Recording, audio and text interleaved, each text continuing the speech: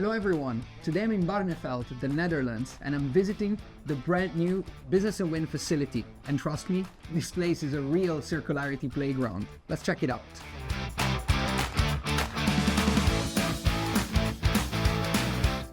What's at the origin of this? What inspired you? What I would like about wind, it's more than just money. It's about energy, it's about renewables. We want to be the specialists, not the generalists. And our business model is very simple, to score as high as possible on the circularity ladder. So the first one for us is reuse, then refurbish, then repurpose, then recycle. So do you think that now circularity is really becoming a priority in Europe? I think that we all have to. And what we recognize in the market is that more and more developers and wind turbine owners are looking for a responsible way of the reuse or whatever you do with your used wind turbines.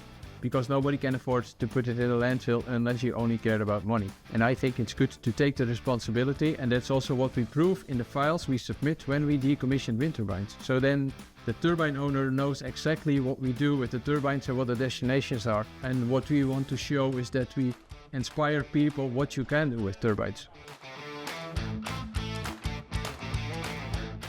So Rob, can you tell us the reason why a company or a developer would buy a refurbished wind turbine or second-hand? Sometimes it's permitting reasons, like they have height limitations or these kind of things that makes it impossible to buy a new turbine because the OEMs phase the smaller turbines out. Sometimes it's a matter of capex, so they want to spend a little less money on the hardware on the turbine. And we even have customers that do it as a deliberate choice to buy something that already exists. And it doesn't have to be manufactured all over again. How does this work exactly? We get a lot of turbines offered, but we always go inspect it first, make sure that we know what the status is and what we need to do on refurbishment. After inspection and after negotiating the price with the customer, we dismantle it ourselves, we bring it here, at least in the cells, the hubs. Sometimes the blades and the towers go directly to the site where we sold the turbines, refurbish it, install it at a second site for a second life, commission it, and then hand it over to the customer or to the maintenance company. So where do you see this business in the coming years?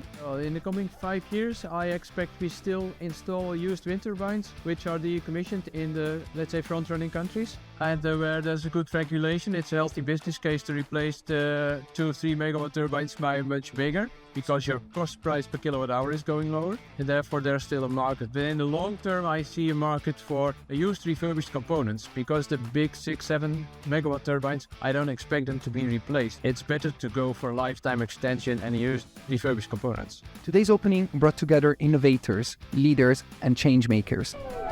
And this is what change looks like. This place is a real example of circularity.